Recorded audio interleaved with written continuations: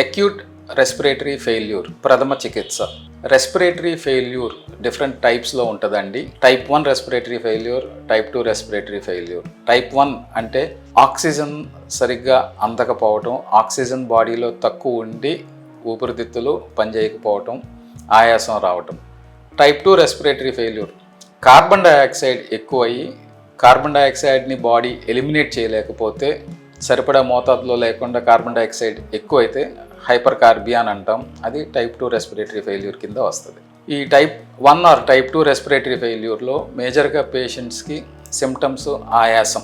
So type 1 respiratory ఫెయిల్యూర్లో oxygen supplementation ఇచ్చి పేషెంట్ని ట్రీట్ చేయవచ్చు. టైప్ 2లో వచ్చేసి ఆక్సిజన్ సప్లిమెంటేషన్తో పాటు మనం కార్బన్ డయాక్సైడ్ ఎలిమినేట్ చేస్తాకి అవసరమైతే ventilatory support, either non invasive ventilation or invasive ventilation, patient యొక్క ఏబీజీ అంటే ఆర్టీరియల్ బ్లడ్ గ్యాస్, బాడీలో ఉన్న blood pH, oxygenation, carbon dioxide plus acid base బ్యాలెన్స్ని చూసుకుని నాన్ ఇన్వేజివ్ వెంటిలేషన్ అవసరమా, ఇన్వేజివ్ వెంటిలేషన్ అవసరమా అనేది ట్రీట్ చేస్తాం. కానీ వీటితో పాటు కాజ్, ఎందుకని టైప్ 1 ఆర్ టైప్ 2 రెస్పిరేటరీ ఫెయిల్యూర్లో పేషెంట్ వెళ్ళారు అనేది కూడా చూసుకుని ఆ కాజ్ను కూడా సైమల్టేనియస్గా ట్రీట్ చేసుకుంటే పేషెంట్స్ రికవరీ ఛాన్సెస్ ఎక్కువ ఉంటాయి.